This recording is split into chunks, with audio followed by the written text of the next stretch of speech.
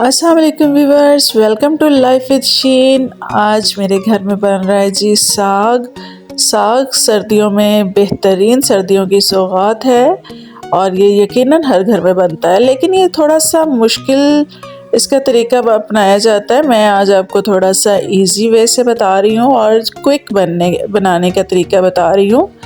इसके लिए सबसे पहले हमने साग को वॉश करना है, कट करना है। ये हमने साग लिया था और पालक ली थी 3-3 किलो और इनको इस तरह से पहले हमने काट लिया है।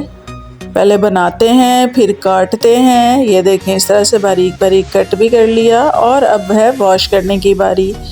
तो ये बहुत अच्छा सा वॉश होना चाहिए। इसके लिए मैंने एक बड़े बर्तन में खुला पानी लिया है और उसके अंदर थोड़ा सा साग मैंने डिप करके रख दिया। उसको अच्छी तरह हाथों से मसल दिया और डिप कर दिया और फिर ऊपर से इस तरह छाननी के साथ मैंने निकाल लिया। टोकरी प्लास्टिक का कोई भी आप ले लें, छलनी सी। तो इस तरह ऊपर से निकालने से ये फ़ायदा होगा कि ये देखें, नीचे मैं आपको दिखाती हूँ इतनी ज़्यादा मिट्टी बैठी होती है। ये देखें, तो इसको हमने वेस्ट करना है। साफ़ करके फिर दोबारा इसमें पानी भर दिया और फिर से उस साग को इसके अंदर डिप कर दिया। अब फिर ऊपर से निकाल लेंगे। इस तरह से तकरीबन 3-4 दफ़ा किया है।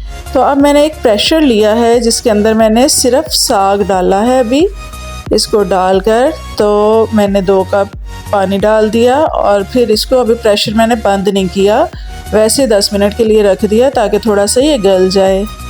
अब मैं इसमें पालक भी डाल दूँगी। ये पालक है, 3 किलो पालक भी ली थी, इसको भी मैंने डाल दिया।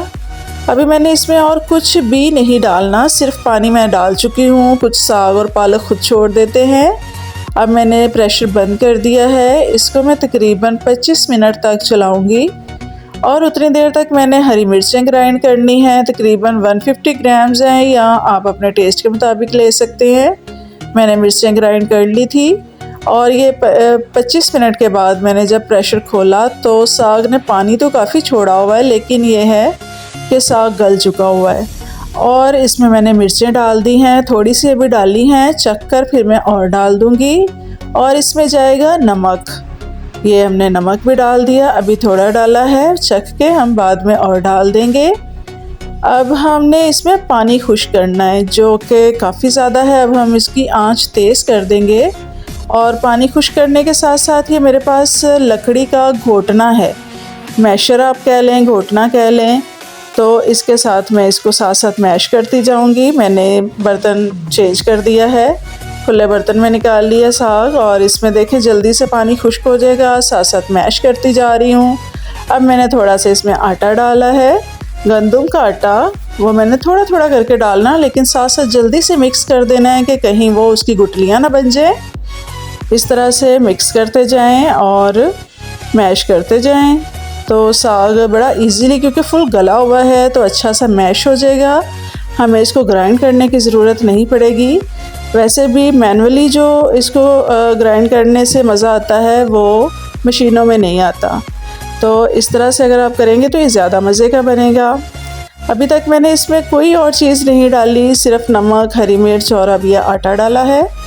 और इसको बस आपने ये थिक सी कंसिस्टेंसी में जब आ जाए तो बस ये तैयार है। अब हम इसका तड़का तैयार कर रहे हैं।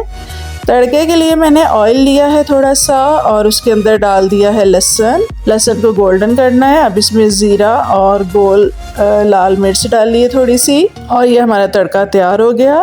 हम साग के ऊपर डाल देंगे। साग में मैंने हरा धनिया और हरी मिर्चें ऊपर से भी डाल ली हैं, थोड़ी कट करके, इस तरह से, ताकि गार्निशिंग में प्यारा लगे। और मैं इसी बर्तन में सर्व भी करती हूँ, जो कि हमारा ये मिट्टी का बाउल है।